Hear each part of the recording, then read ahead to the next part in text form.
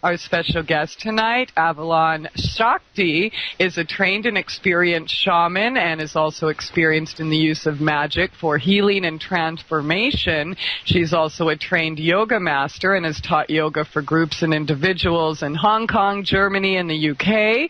It's so good to have you here tonight, Sakti. How are you doing?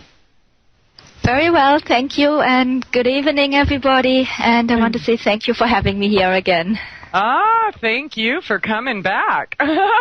These are just so very important topics, and of course you've written a lot of information about it. So if you're not familiar with, we had you, or the week before, I guess, talking about soul retrieval and fragmentation, of course healing. I think you just put up a new article about obstacles to healing, and then of course your 33 or so page expose on vampires, what they are, what to look for, how to protect yourself, etc. But Sakti, psychic vampires, we hear of, psychic vampires, energy vampires, succubus, etc. Feds. I'm sorry, end result is still the same, psychopaths. But what is a vampire? What is vampirism? Well, if any entity or being feeds on the life force of another, then you can call this vampirism. And this can as well be a living being that directly feeds on the life force, such as feeding on your blood, such as in the movie Dracula, or it can be in a more subtle way on your psychic energy. And this is actually the more common way. I don't think we have to really fear the blood-sucking fiends, but we have to fear the energy-sucking fiends that are out there. Yeah, so they're not necessarily sticking their claws in your neck, but they are kind of draining the life force. Yeah, because the actual life force in yoga we call prana, the Chinese would call it chi, but it's the same thing. And this is what is underlying our physical reality. If all your pranas leave you, physical death happens. That's what the yoga masters say. And I think every Qigong master will probably tell you the same thing. If you run out of your Qi, well, it doesn't matter if there's blood in your body, that's the end of it. Oh, wow. Okay, let me ask you this, because Paracelsus, as I mentioned before, he describes them, they differ widely, of course, from the elementals and also of the incubus and succubus. The vampire, of course, is defined by Paracelsus as the astral body of a person, either living or dead, but usually the latter state, who seeks to prolong existence upon the physical plane by robbing the living of their vital energies and misappropriating such energies to its own ends. So the vampire, would you agree with his statement that could be the astral body of dead, but also of living people? Yes, there are different types of vampiric entities that I wanted to explain. Well, you're having...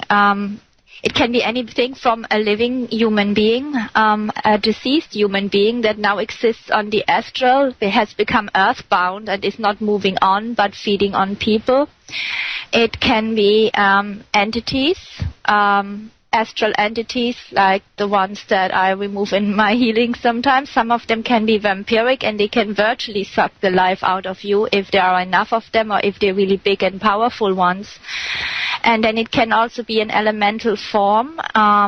It can be a created elemental form that a black magician has created and sent after you specifically to drain you.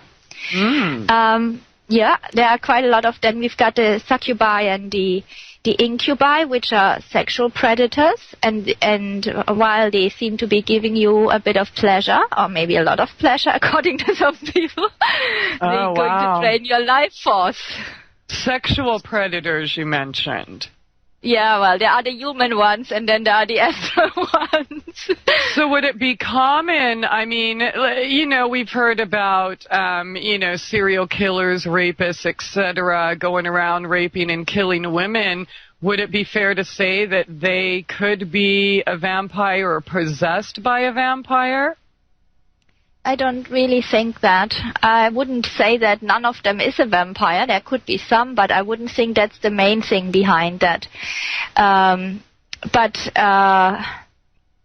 The true vampire, if you're talking about a human being who's a vampire, one of their particular ways of getting at somebody is to make a sexual connection first. Once they have got that, then they can keep on draining you, even if you never see them again. You may move to another town or another state. It doesn't matter. There is an astral link, and through that link, they can keep on draining you. Wow. Okay, so even if you dated or slept with a vampire, and even 5, 10, 20 years later, they still have connections to you? Yes. Wow. That's why I said on my website, if you sleep with a vampire, then you are... It's not permitted to curse, is it? Otherwise, I'd say the word with the F. Yes, you're in a big mess. You're in a big mess if you've slept with a vampire, even once, even 10 years ago. So that's another good reason to be very particular who you choose to share your time and energy with. Absolutely. Absolutely. Most people are not aware of it, that you actually make links between the chakras of two people when you're having intercourse. And this can be, of course, a good thing in a loving relationship, but it can be a bad thing if you're up against a vampire. Okay, now do these people that are going around doing this, do they know that they are vampires? Do they know that they're at least partially being controlled or manipulated, influenced, etc.? Well, a lot of them are not being manipulated to do it, but they actually choose that. We're having different types of vampires, and some of them are harmless, and the other one is the relatively harmless, and the other one is the true vampire. Should I tell you a little bit about these different types of vampires? Well, absolutely. Let's start with the nicest one first. Yes, that's what I thought, the garden variety. All right. Everybody knows those, the so-called psychic vampires, which are really just energy vampires. They are ordinary people. They may not even have an idea of what they're doing. Most of them won't, I think. And they are just people that are needy. And what is wrong with those people is that for some reason they cannot maintain their own energy body. I have got an email from somebody who said that vampirism was a disease and the poor vampires, they couldn't do anything about it. They basically had to suck other people's energy. Now, I totally disagree with this. We are responsible for it. If you cannot maintain your own energy body, then that is due to a low spiritual state. Mm-hmm. And it is due to you not having control over your mind. So the first thing you should be doing, if anybody thinks that I don't have enough energy, is to really look into why don't you have enough energy and sort yourself out. Now, these are people, they don't have enough energy, and so in some way they try to get the energy from others. Quite often they will be needy people and attention seeking, so they will come to you and they will tell you about all their problems, and you then give them good advice, but they come back the next day and they have exactly the same problems. They didn't take any of your bits of advice that you've given them, and they just want the attention and the pity, and while you give that, they suck the energy out of you. So maybe they'll have stories about what victims they are, or, oh, my health, or, oh, give me this advice here. And, okay, so I guess people will notice after a period of time, if you are surrounded by these people and they're not making the changes and expecting you to do it for them, or somehow magically being around you, their life is going to change. You might want to kind of look the other way, huh? Yeah, their life, in fact, does change just by being around you. They will feel a lot better, but you will feel a lot worse. And you notice that you've been with an energy vampire, because when they're done, after they leave, you feel totally drained. And it wasn't just from listening to all this moaning and groaning. You just really feel drained. Okay, but you feel drained when you're with them, and you feel drained when they leave. So how is the person that's being drained supposed to decipher where it's coming from?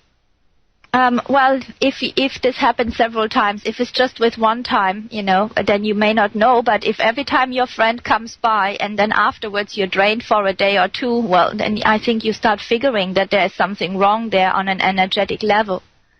Okay. And most people think it's just, the tedious talking and all this victim complex that makes you kind of down and depressed, and that's why you felt low. But it goes further than that, because they do actually, whether they do it unconsciously or consciously, attach to your chakras. If you could see the energy body, you can actually see attachments, filaments coming out and hooking onto you, your energy body, and then sucking the energy and the light out of you, really. Mm-hmm. And if you spend a lot of time with these kind of people, you will become completely drained. At the very least, you have to cleanse yourself regularly after if you have a job where you cannot avoid it, such as maybe being a counselor, then you have to do regular cleansing and you have to do cord cutting. Okay. Of course, the best thing is to just not be around him at all, though, right? To cut the cord and don't look back. That would be ideal, but as I said, you might have a profession like a counselor or working in a hospital or something where you are exposed to such people, and there are, of course, things you can do surrounding yourself with a white light and so on, though I find that the white light alone is often not enough. Sometimes you have to put a bit more scary barrier up. Okay. Now, let's say what happens if, there's a few questions on the chat here, but let's say there's someone in your life, who is displaying these characteristics, and you decide, to cut them off, you don't want them around. What happens next? Well, some of them will just not accept no for an answer because they're used to having their supply of nice energy from you. So they can get nasty, they can get manipulative, they will try to get back at you, they will try to get back into your life through the back door somehow. Okay, so basically infiltrating other aspects of your life, or maybe even making friends with your friends to have, some kind of pressure. Oh, you got to hang out with Joe Blow or whatever. Vampires generally are very manipulative. Mm-hmm. And they're very good at it. And they have evolved. They are very, very clever at psychological manipulation. Then you will feel guilty because you weren't there for them when they needed you.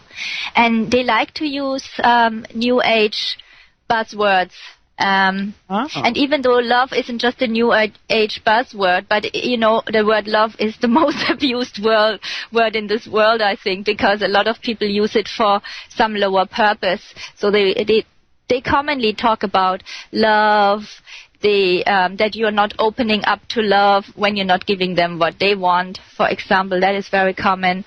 And they will say that, maybe you had all this Christian conditioning because you didn't want to have sex with them.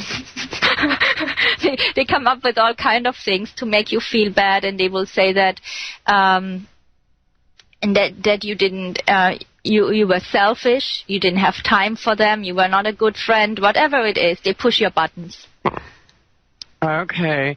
Here's some questions on the chat, and maybe you can offer more insight than I can, because my solution is just get away. But some of them are, what if you live with one or two, or what do we do when the vampire is someone we love and cannot avoid? And like I say, hopefully, Shakti, you can offer some more insight and advice than I can, but I would just say, get out. If you're living with a vampire, move. They are not going to stop. They are not going to change. I mean, unless for some crazy reason they decide that that's what they want to do. But, in these feeding relationships, the person being influenced is always gaining something. There's something in it for them. So they are going to suck and steal as much as your life force as you will allow them. So, in my opinion, the only solution is just to cut them off entirely. No, Sakti? Yes, normally yes. If it's the husband or boyfriend, I say get out. If it's your daughter or wife or son, if it's a child that's still a minor and dependent on you, then of course you can't just kick them out of the house. Then you will have to deal with the situation, but you will have to exert some influence to see whether you can sort them out. Maybe they need healing, and they may still come around and change. But how if can this a child is an adult, become a vampire, though? How can I'm looking at here, I guess, some of the children in the chat, I guess, who they live with are 12 years old. How does a child become a vampire? Same as like an adult, and they have learned patterns from adults. So if they have learned this pattern of taking and being a taker, society very much makes children into takers now. They're not supposed to work because they could break a fingernail. I'm not in favor of child labor, but it was natural that children would take part, say, if mom baked the bread. They like that. But now, no, don't let them do anything, and they just couch potatoes. And often they learn the manipulative ways from their parents. They see how, for example, their husband manipulates the wife, that does it to mom, and then the daughter learns from him. Can a child actually be born a vampire? I've not heard of that. I doubt it very much. Okay, so it's a learned, characteristic. I hear the music, though, so hold that right here, Shakti. We will be right back after this short break. Someone on the text chat says that Michelle Bellinger, I don't know, in her book, The Psychic Vampire Codex, claims to have been born a vampire.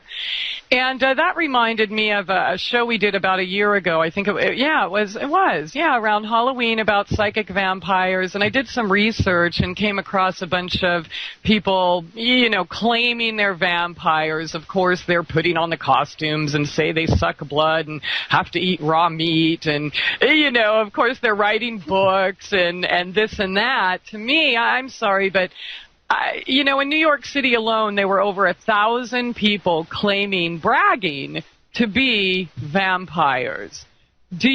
I don't know. In my opinion, I don't believe these people. I believe that most people, if you're a vampire, you're not going to go tell people. And I'm sorry, the whole blood-sucking thing, and I think they just maybe watch too many movies, or maybe they're trying to be something they're not for attention, or perhaps even further to maybe discredit the entire situation. Well, I would also want to believe that it doesn't exist at all, but I think there's a possibility, and I've actually just been thinking about that question, can a child be born a vampire, during the break? And I think it is actually possible, but it would be in very rare incidents, and the only way this could be possible is if the soul has had lifetimes of doing this. So it automatically... It go through ritual or ceremony? I mean, we know the secret societies and some of their rituals are to bring back certain people, and influence them. So perhaps under the influence of a black magician or something like that. But do you really think just a random child can be born, wanting to suck people's life force? It wouldn't be born, it wouldn't be random, you see, because our soul is on a journey through many incarnations. So if somebody has chosen that for many lifetimes, chances are when they come back in a new body, they will very soon resume their old ways. Mm-hmm. In this case, it would be natural to them. Yeah, it doesn't mean that it's okay. And then there's also the possibility of not everything that is a human being or appears to be, not everything that has a human body is actually a human being. There are souls in human bodies that aren't actually human, and I feel this is getting more and more common now as certain people, as you said, are doing dark rituals to let negative forces in. Well, they've kind of been doing this since the beginning of time. I mean, I guess we can take the first chapter in the Bible, where they took the god, their alien god, took a rib of Adam to clone Eve, and then even before that, we've read about the golems, as the Hebrews and others talked about the created soulless beings, and then fast forward all the way up to today and what we've known about in the past 60 years, NSA and O&I and different military black ops projects where they're actually, making people in labs. They're not just, splitting the DNA, but literally growing them in petri dishes. Yes, and that is all true. I believe you, and I know that this is so. And also other scriptures you mentioned the Bible and so on. And I also know from Hinduism that originally demons could not inhabit a human body. They couldn't incarnate in human form.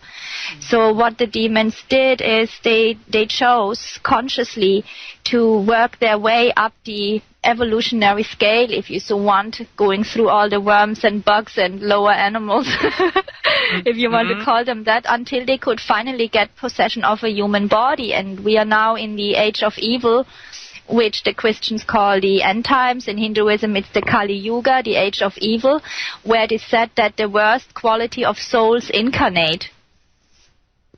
So this is what we're having now. We're having a lot of dark things going on, and it's getting more intense. And that's why I believe it is very important for the ordinary person, whether they are spiritually inclined at all or not, to protect themselves. If they don't, they will probably fall prey to things. Absolutely. Now, okay, I guess we were kind of talking about the good vampire here, and then there's two more, but I just want to add this. Paracelsus writes, speaking of vampires in his De Ente Spirituale, he says, a healthy and pure person cannot become obsessed by them because such larvae can only act upon men if the latter make room for them in their minds. A healthy mind is a castle that cannot be invaded without the will of its master. But if they are allowed to enter, they excite the passions of men and women, they create cravings in them, they produce bad thoughts which act injuriously upon the brain, they sharpen the animal intellect and suffocate the moral sense. Evil spirits obsess only in those human beings in whom the animal nature is predominating. Minds that are illuminated by the Spirit of truth cannot be possessed. Only those who are habitually guided by their own lower impulses may become subjected to their influences. Absolutely. When I was very young, I saw a fortune teller, tarot card reader that I had been recommended. I didn't know anything much about him. I was reading cards myself, but not tarot cards that time. And his way of working was that he asked me to look into his eyes and place my hands on the cards at the same time with him. And as he looked into my eyes, I felt like something absolutely filthy and disgusting had touched me. It was revulsive.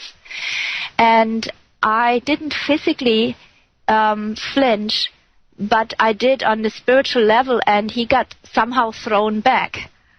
And then he was absolutely livid. And, of course, he forecast gloom and doom. Everything that was important to me, like finding a better job, would never work out, and so on. And he came to my house some weeks later pretending to be a client, and then he intimidated me, and he said if I didn't cooperate with him and his associate, a certain witch that had been on TV in Germany, who was famous for casting death spells, then they would go after me. Of course, I didn't take part in their special training. And from then on, I was attacked every night. But he could not get in, and that's what made him so furious, because apparently he could hypnotize all the other people, but he couldn't with me. And something in me, even I had absolutely no training, blocked him off, and I do not even know how. It was automatic. Mm-hmm. So I believe that if you have some purity, that you will feel this energy as revulsive, and you will not crave it or want to be near it. Okay.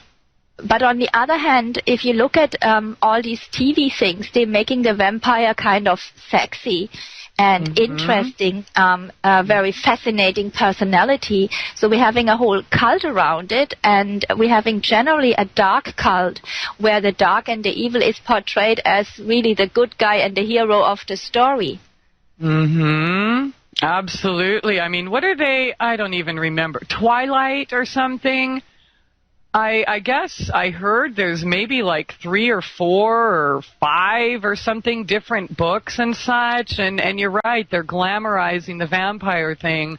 You know, what was really disturbing to me is that all of the children in school are not only watching these movies, they're reading these books, and we don't have TV and stuff here, my children and I, and of course, if you listen to the show, you know, April 12th, they came in and kidnapped my children and put them in care. When I was allowed to go visit them for an hour a week, supervised, they had all these books with them, this big old vampire series. I mean, they're like 600-700-page books because they brought a couple of them in once, and you know, they had already read it 2 or 3 times, and you know, my one daughter was already dressing in black and wearing really horribly provocative clothing, skull and bone earrings, you know, black eyeliner. They were trying to act the part. Yeah, I see that. It's very horrible. So they prime the kids up and get them ready for when they do go to school or after, and you know, kind of make the whole vampire thing or goth maybe even look flattering, and kind of recruit the kids that way if you're not already being trained that way at home, I guess. The whole vampirism has a lot to do with sexual energy and the abuse of sexual energy and misuse of it. And so this is what the whole New World Order is going to be, a pedophilic New World Order, we know it, and it's going to be based on loose morals. They want people to sleep around completely without any considerations. So let the vampires go and plant their demons in everyone they can. Absolutely, and as well, if you're having intercourse with somebody who's not in a good energetic state, you are very likely to pick up their entities. Mm-hmm. You're opening things up, not just on the physical, you're opening things up psychically. And you're connecting, from a shamanic point of view, your underworld with the other person. Now, this other person has access to your underworld, which is the place of your power, but is also the place that is the closest to the demonic realm. Sometimes you find in the underworld, you can find vortexes that go into demonic realms. And so if you have had contact with a vampire and he has got access to your underworld, through either because you had intercourse with him or maybe it's a vampire shaman, I have had that experience, then they can open up demonic vortexes in your underworld where an unending supply of demons and entities flow into your energy field and also into your life, and everything is going to go wrong in your life and your energy levels are going to get completely depleted and you won't have a clue what's going on, only that you're feeling awful. Let me ask you this. Can female vampires implant men through sex? Oh, absolutely. And entities get transferred both ways. Okay. All right. Wow. Okay, all right, somebody just said on the chat, True Blood and Twilight, I guess, were the names of the movies and books. I'm so far out of the Matrix, I don't even know, but okay, True Blood and Twilight. I haven't seen them either. I have seen Interview with a Vampire. That's how far it goes. Yeah, and you know, I'm sure as an adult, us watching these movies, we can see what they're telling us and what they're doing, but a child's mind, I mean, as you said it, they're romanticizing it, they're glamorizing it, and you know, it's the cool thing to be a vampire, and it's the cool thing to just open your legs to anyone who says, hey, let's get naked, baby, you know, I want to experience the divine. I mean, it's part of the programming. But moving on, because you had 3 different vampires to talk about. Now, was all of this just the nice vampire we should be aware of? 3. I thought I had 2. So we have the energy vampire who may not be aware of what they're doing. Among the energy vampires, there are a few that will consciously attach their cords to you to drain you. And then you've got the true vampire, and these are very, very dangerous people. I must say it, I don't want to scare people, but, you know, you are always stronger, the light is always stronger, but then you have to be disciplined. If you have loose morals and you're not disciplined, you're very likely to fall prey to it. But even if you have a spiritual backbone, you can still sometimes fall prey to it because they have so many different ways of manipulating you and tricking you. There are very different things that vampires do. So let's maybe talk a little bit about about how this works. You find a lot of vampires nowadays as camouflaging themselves as spiritual teachers. Vampires posing as fake gurus, healers, shamans, religious teachers, enlightened ones? Please continue. Well, it's quite shocking. Well, these are the end times, even though I'm not a Christian, but you can't deny it. Look around you. A lot of the spiritual people are not working with a real heart energy. It's not just that it's about money, but they're actually really trying to make people dependent and sometimes even abusing them. I have seen this myself on healing courses and on courses of shamanism. And shamanism, wow, is really an area, even though I love shamanism, but I have seen a lot of negative things going on in shamanism and also with gurus, with false gurus. And in fact, I was told, when I had self-realization, I was told to expose the false teachers, and that's what I'm doing, and I'm a bit under psychic attack sometimes for it. But we need to speak about these things, and people need to know how it usually works. So when you're starting a course with somebody who seems to be very spiritual, you really have to watch whether their words and their actions fit. They may be talking kind of things about love, and it's also wonderful and also warm and pink, everything is nice, but then they do horrible things. For example, so behind their back, or when they're not on stage or whatever. What are their morals? What are their morals? Yeah, are they walking the talk? What are their morals? Do they really have a spiritual standard? Yeah.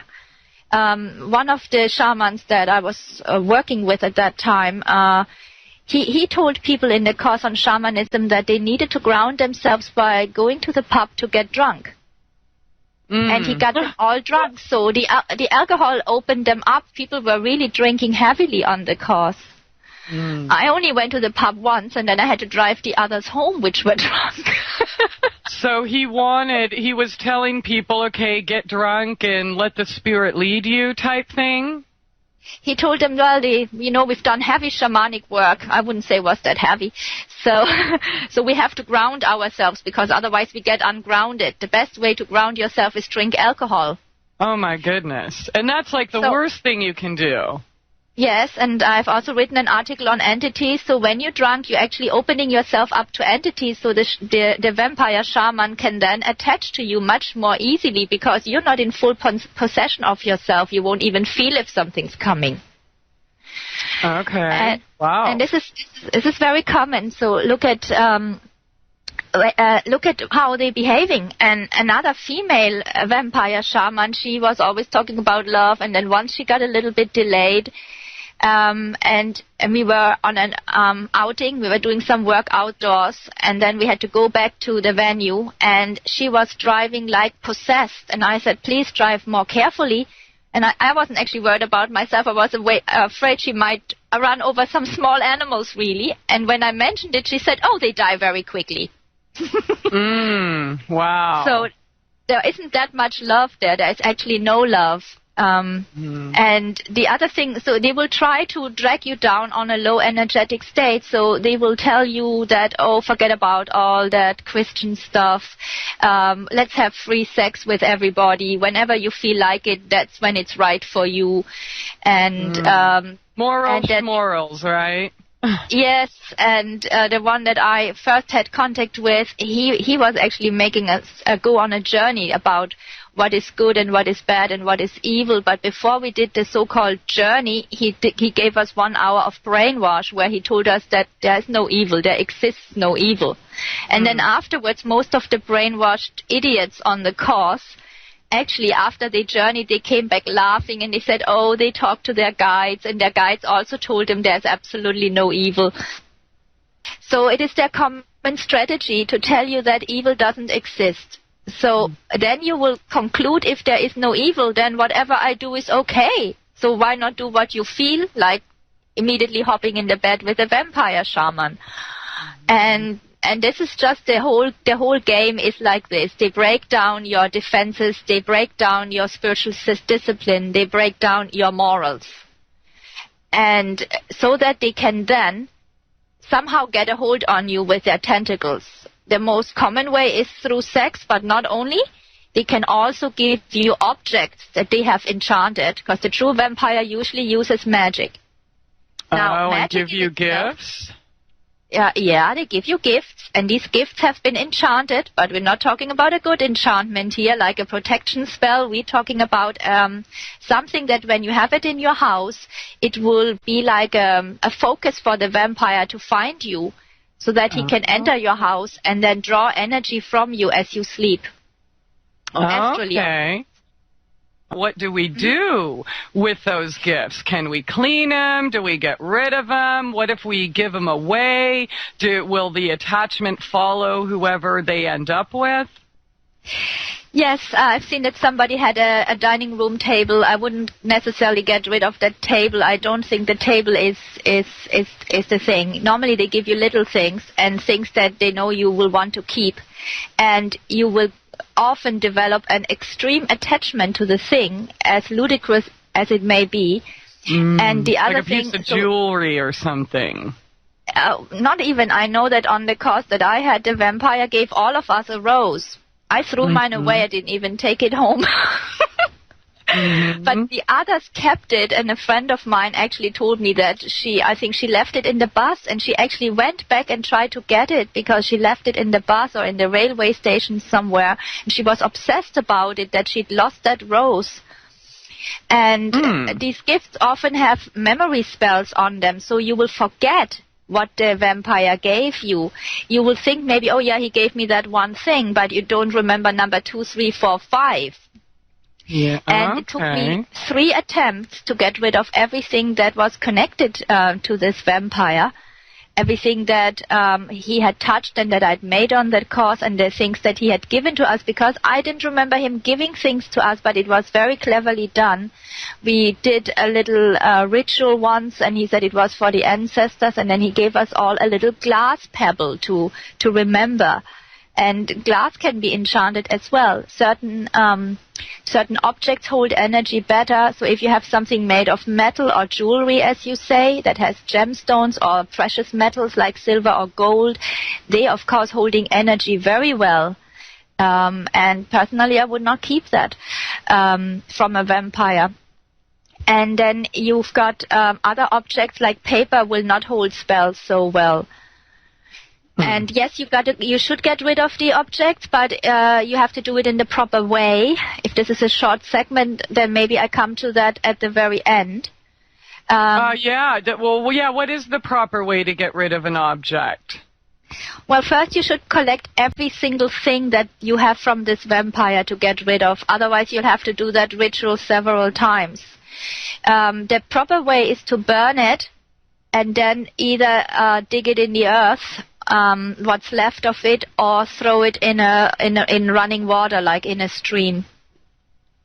And you also have to purify yourself with salt water, because salt takes energies away, as every witch will know, and anybody who's done magic or has done house cleansing or exorcism will know that salt can ground negative energies. So you basically have to go someplace out in nature. You have to burn the whole lot of the things, whatever is burnable, what is left over, smash it, and then either cover that fireplace with earth, and you don't go back there. But before you leave, you have to basically take your clothes off, guys, girls, and wash yourself head to toes with salt water. Don't forget the soles of the feet before you put your clothes back on and leave. And when I did that, it was actually winter, so I had to do it in the woods, and there was snow. It was not an easy ritual. And I went home with dripping wet hair. Oh, my goodness. But before we move on, Shakti, there's a question in the chat about cleansing antiques. Perhaps maybe there was a vampire in your family, or whatever the case may be, maybe it was a gift and you like it, or it's a family heirloom, might have some negative energy attached to it. How can we cleanse those objects? Very difficult, because the best method of cleansing is to bury it in salt, but a lot of materials may not take that. Especially if it's an antique. I mean, it depends what it is. If it's a porcelain, you might be able to do it. But a lot of other things, may just get damaged. You certainly can't take your antique furniture and bury them in salt. And a little bit of smudging may help a little, but it's not going to completely break the attachments. Really, I think you do not have to worry too much about furniture, because usually the objects that are enchanted are small objects. You should think about jewelry, but it can be all kind of things. One of the shamans that I knew, one of these vampire shamans, he was using his books as well. And I've heard from several women that they saw his picture, even though he was actually not attractive, and they were just completely hooked. And even the daughters of these women, I've heard, were hooked immediately, and I just couldn't get it. And I've myself, when people asked me and I showed his leaflet or pictures, and people said, "Oh, is he good looking?" And I thought, what? I couldn't believe it. There seems to be an enchantment to draw people in that is even somehow on the books. Do not ask me how they do it. I wouldn't know. But through some kind of spell work or elemental that they're attaching, it seems to draw the people to them. And I have even seen that people who then started learning with a vampire were actually abused verbally and treated really horribly, and they would still come back and take some more courses, and I could not believe what I was seeing with my own eyes. So they just, yeah, I've seen some pretty incredible things myself on that front. Let me ask you this, though, getting back to the antiques. What if they just bought them in a store? Could, say people go to antique stores, thrift shops, yard sales, estate sales, etc. If there's negative entities attached to them, do we bring them home with us? No, I wouldn't take it. And I knew a house that was haunted, and sometimes these things can work like a gateway for things, especially mirrors. Really? Yeah. Okay. Now, can people just, so how would you know if your, say, mirrors or antiques or whatever you had in the home did have something attached to it? How would we know? Go by your feeling, or if you use your pendulum. There you go. Okay.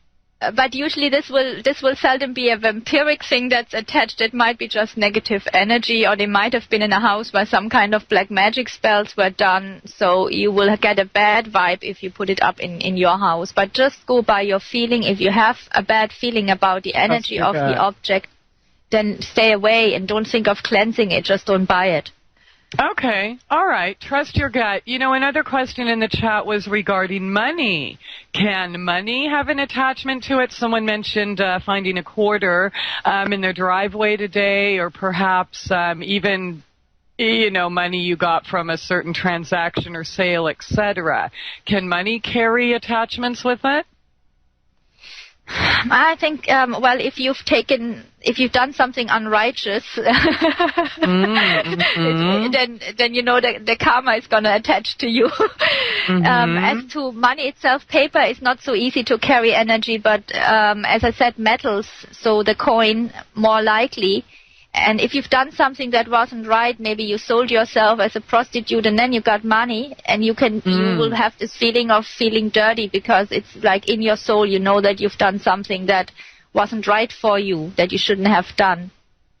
Okay, so I don't know if you remember the phrase, see a penny, pick it up, all day long you'll have good luck. Is it possible? I mean, and I don't know, just kind of going out there a little bit. What if you're programmed with that, for instance, and maybe there's black magicians in your life that leave pennies, perhaps, on your path or around your area? Could they do that specifically, or perhaps even the quarter in the chatter's driveway? Could coins be used for that? I'm not that paranoid. I must say I pick up pennies, and so far no bad luck has struck me from that yet. All right. Okay. Well, moving on. When dealing with these vampires, the false gurus, etc., fake shamans, the new age little the so-called enlightened ones, what can we look for in choosing and deciphering? I mean, besides following our intuition and our gut, because you have to admit, I mean, many of us are drinking, say, tap water or eating GMO or processed foods or perhaps even taking a pharmaceutical or something that is kind of deadening our extrasensory perception. So what are some signs that we can look for to, kind of know that, all right, this isn't the type of cult I want to be in, or this isn't the type of person I want attaching to me? Well, look out for the little things, and look out for their character, what they say, and what they actually do. So if they're trying to immediately grab your money, not for a service they got, but if they want you to sign up for more and more thousands of dollars, yeah. If they're trying to get you in their bed all the time, the vampire shaman I met, he would talk in about once an hour at least, he would talk about his physical equipment. Okay, his member. Oh, absolutely. It would come up, and how he was praising it was unbelievable. Oh, wow. Okay. And it had all the ladies speculating about the dimensions, and so on. And it was just like, we weren't doing shamanism anymore. It was all about him.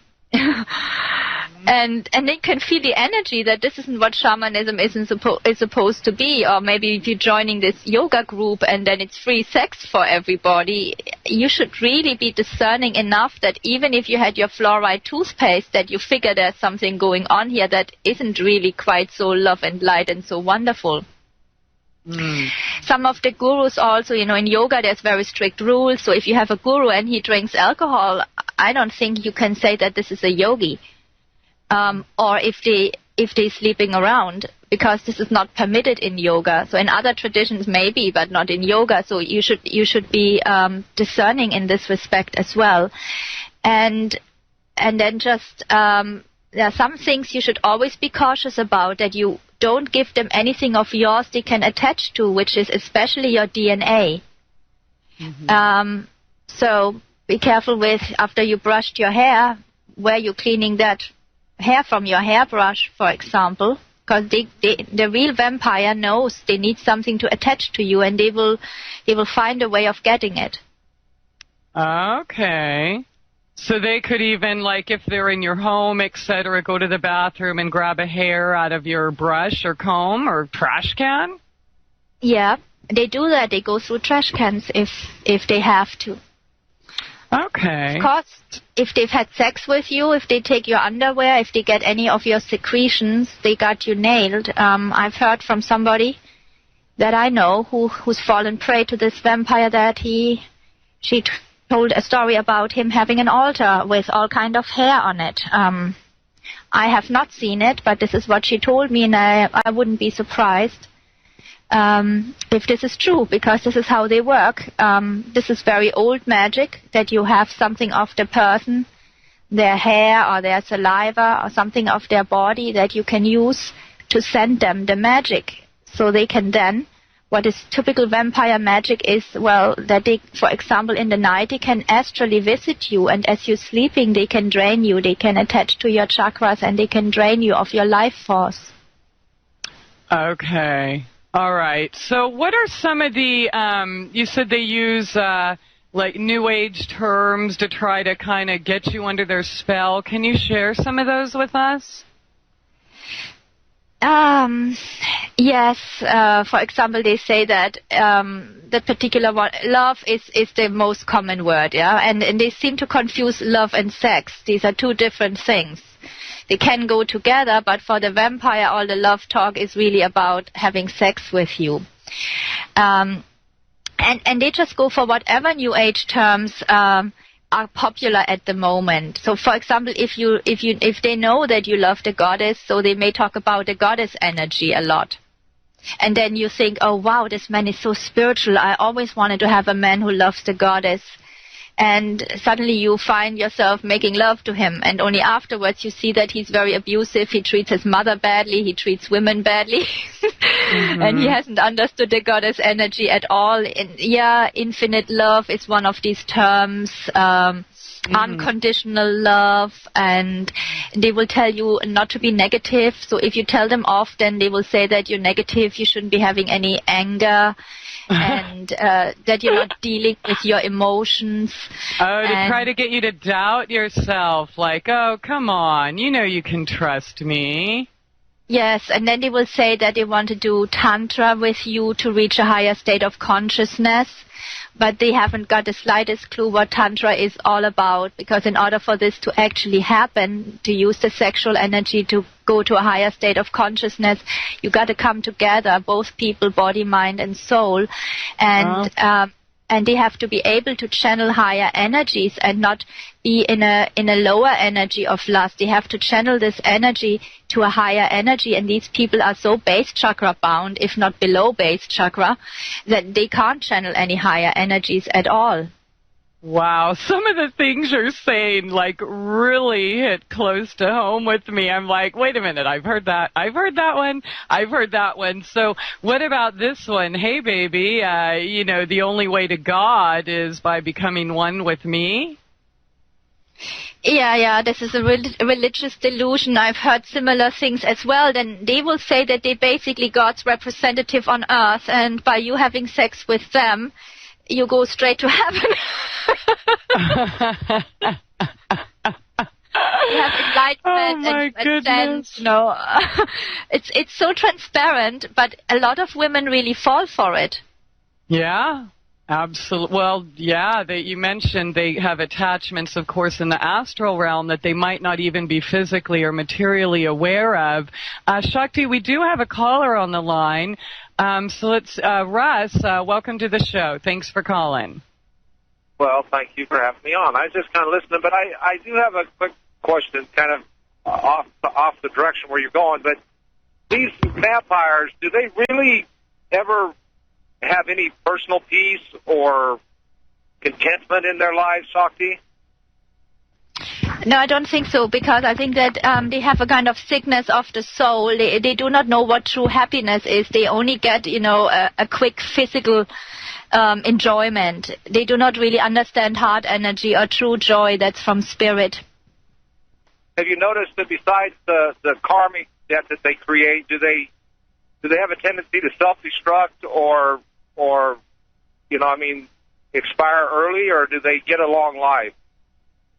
Well, they self-destruct because usually they are into drugs of some type. They might take common drugs, or it may be alcohol, which is a legal drug, but they are into usually some kind of drugs because inside something is not right with them. They never can attach to spirit.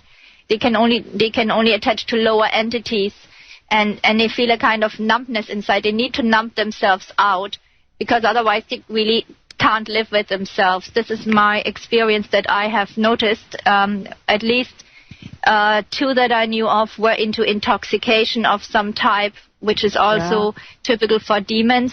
The other one was strictly against intoxication, but the other one was pretending to be a love and light person, and all angelic, wearing pastel color robes and Oh wow. But I didn't feel any real, you won't feel a real heart energy from them. I think that most of them are like empty shells. So I guess if we're going to bring up a psychology term, what about psychopath or sociopath? It seems the traits and characteristics are kind of the same as a vampire or one being possessed or influenced by a vampire. I haven't thought of that, Christie, but I think this is quite an accurate assessment. Mm-hmm. Because, the vampire, they want to blame their actions on something else or justify them because, of course, there is no evil. The same with the sociopath or psychopath. They don't have the capability for normal human emotion and interaction. Would it be, perhaps, could those... psychopaths, sociopaths, etc., could they be vampires or be influenced by vampires? Could the label sociopath, psychopath, etc., could that be just a scientific term for psychic or energy vampire? I'm sure that there are psychopaths that aren't vampires, but some of them may be. So some of them could be, but I think there is more to psychopaths than only the vampire. I don't think it's completely interchangeable, the label. Okay, because I know, especially with the use of medications, psychotropics, drugs, what Big Pharma is pushing, that seems to open you up to these entities and attachments. Mm-hmm. And, of course, yes. It's already been proven time and time again. It's the drugs that are the problem, yet people keep taking them. So, maybe that's the end result. You're opening yourself up to these possessions or manipulations. Yeah, I have seen during healing that people who were taking these psychotropic drugs have very bad entity infestations. Mm-hmm. We just have a few minutes left, Shakti, so getting back to protection, what can we do to protect ourselves or perhaps even break away? Well, for the energy vampire, you can surround yourself with light. You can, in your barrier, you can visualize different things, like, for example, flames, lightning, any kind of thing that would keep a person out, and that works. But if you've already had contact with a vampire, then you need to, first of all, get rid of all the objects that he might have put to keep the link. If you've had sex with a vampire, it's not looking good for you. You'll have to cut cords to the chakras. You will have to do intense cleansing, possibly for months. If you know that he has got anything from you that he's using, try to get the object or your hair or whatever back, if you can do it. If not, it will need intense spell work. I, at some point, did spell work to change my DNA to get rid of this. Anyway, meditation always helps because you want to go to a higher spiritual state, then you're not so vulnerable. Mantra helps. Because then you can fend it off as you're getting attacked in the night. You want to do banishing rituals, especially before you sleep every single night. You want to put up a protection in your house. I've got crystal grids that shield me to some extent, so I haven't had anything come into the house for ages. It's not easy to get in now, but it's still possible, certain things will be able to break through if they try hard enough. So we have various levels of protection. I find that enchanted jewelry helps. If you have a jewelry that has a strong protection spell on it, and you wear that, and you keep that on in the night as well, that helps. But don't forget your banishing ritual. This is very important. And don't fall for the mental manipulation. Don't give up your spiritual purity. Don't let the vampire drag you down into some base things, because when you lose your spiritual purity, you lose your spiritual protection as well, and then you're more vulnerable. Okay.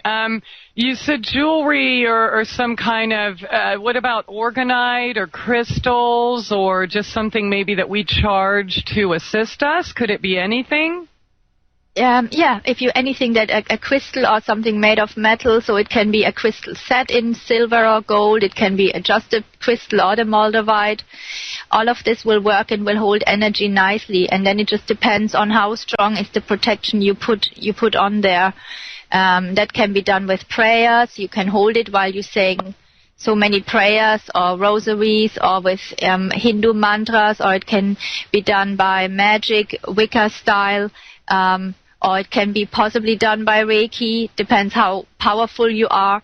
But as long as you put the most powerful protection you can think of on the item and then wear it, then you should be protected. I make some things as well for people. I enchant things. And I find that this helps me. There's things that I always wear, and that I don't take off in the night. There's one thing I will never take off, not even in the night, not when I take a bath or whatever. If you want to have something that always stays on your body, make sure it's not something that falls apart if you have it in the bathtub. Absolutely. And what about, say, okay, you're using crystals for your healings or rituals. How do we recharge our crystals? sunlight, moonlight. Occasionally they need to be cleansed with some salt water. I usually do it. Depends what crystal you have. I mean, if you have a quartz crystals, they can always be cleansed with salt water, and you should do it regularly. They have to be in the corners of your house if you want to grid the house, obviously. If you have a crystal that's on your body, you may want to, repeat your protection spells from time to time. Make them even stronger. Smudge them as well. Okay, and what do you think about even using these crystals? Maybe you've charged in moonlight, sunlight, etc., and sticking them in your drinking water. Well, you should have a special. The one that you wear on your body is one. You can have a special one that you can make drinking water of, and that can be charged to get entities or negative things out of you. Yeah, that's an idea. You can do all kind of things with crystals. Yeah. Okay. I sometimes drink crystal. Yeah, I do crystal water as well. I have a nice one, and I like to charge it and stick it, and it just kind of seems to help me with energies and frequencies. But we're just about out of time, Shakti. 30 seconds left. Any parting advice for us? Just keep your spiritual backbone and keep your eyes wide open, and don't let yourself be dragged down. Amen. Thank you, Shakti, so much for your time and sharing your wisdom with us. And I thank you all for being here tonight. Abundant blessings and love to all. We will see you tomorrow night. Truth Brigade Radio.